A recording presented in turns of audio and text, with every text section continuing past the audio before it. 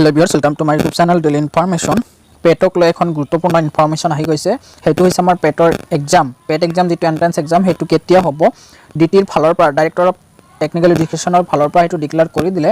এটো এটা আনমাৰ্ক বুলি কোৱা হৈছে অৰ্থাৎ নিৰ্দিষ্ট কৰি দিছে দুটা ডেট এই দুটা ডেটৰ মাজতে এক্সামটো হ'ব এই দুটা ডেটৰ মাজত মানে কি এই দুটাৰ যিকোনো এটা ডেটত এক্সামটো হ'ব তো কি আছে এই ডেটটো জানিবলৈ ভিডিওটো হেকলৈ চাই থাকিব লগতে কিছুমান কথা লুকাই আছে হেবোৰ এইটো ভিডিওৰ জৰিয়তে ক্লিয়াৰ কৰিবলৈ চেষ্টা কৰিম আৰু বন্ধুসকল আপোনালোকে যদি পেট এক্সাম দিব বুলি ভাবি আছে বা আপোনালোকৰ কোনবা দিব তো ভিডিওৰ ডেসক্ৰিপচনত লিংক এখন আছে তাতে গৈ আপোনালোকে প্ৰিভিয়াস কোৱেশ্চন উইথ সলভ কোৱেশ্চন কিনি মই প্ৰিভিয়াস কোৱেশ্চন হেবোৰ ইম্পৰ্টেন্ট হয় এই কোৱেশ্চনবোৰ মই সমাধান কৰি এনসাৰ সহকাৰে মই আপলোড কৰিছো মোৰ ওয়েবসাইটত তো ওয়েবসাইট ভিজিট কৰিলে হেখিনি গটেখিনি জানিব পাৰিব লগতে প্ৰিভিয়াস ইয়াৰৰ কাট অফ অৰ্থাৎ কিমান মাৰ্ক গৈছিলে আপুনি এটা থুলমুল আইডিয়া পাব যে কিমান মাৰ্ক পালে আপুনিও চান্স পাব বা আপুনি কিমান মাৰ্ক পাব লাগিব গুৱাহাটী চান্স পাবলৈ বা ডিব্ৰুগড় হেবোৰ কথাও জানিব পাৰিব তাতে দুটা পোস্ট কৰা আছে এটা হল ফাৰ্স্ট কাউন্সেলিং লৈ তাৰ পিছত থাৰ্ড ফোৰ্থ আৰু স্পট কাউন্সেলিং লৈ দুটা আছে তো হেখিও চাই লব পাৰে তো ইয়াতে চাব পাৰিছে Educational notice in view of the uncertainty of COVID-19, the following dates are unmarked to conduct the Polytechnic admission test PET 2020, including MOM, Heduta Milio, DBHRG, FTI, অর্থাৎ ডক্টর ভূপেন হাজৰিকাৰ যেটো আছিল হেতুও ইয়াতে দিছে dates 19th July 2020 Sunday and 9th August 2020 Sunday এই দুটা date ইয়াতে কৈছে 19 জুলাই নহলে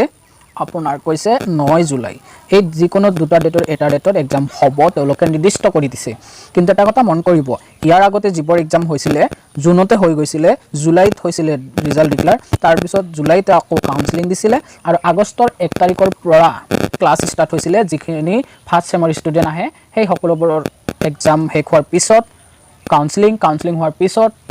1 আগষ্টৰ পৰা ক্লাছ ষ্টাৰ্ট কৰিছিলে তো এইবাৰ যদি 9 আগষ্টত পেট এক্সাম হয় তেনেহলে বহুত পিছ হৈ যাব তাৰ কাৰণে 9 জুলাই তাৰিখতে এক্সাম হ'ব যেন পাও যে 19 জুলাই তাৰিখতে এক্সাম হোৱাৰ 80% চান্স আছে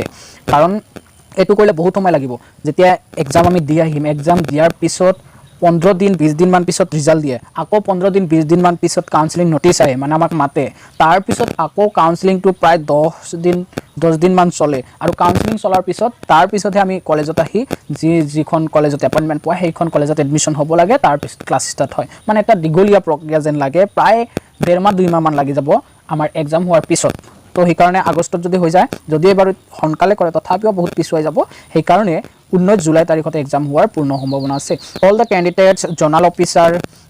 centre incharge are requested to make necessary preparation accordingly যে ওপৰ ডেট হিচাপত হেইবোৰ candidate zonal officer centre in-charge সকলোকে প্ৰিপাৰেচন কৰিব দিছে the final dates will be notified in due course final date টো কিন্তু notify কৰিব যে ফাইনাল ডেট কোনটো ৰাখে কি হয় আকৌ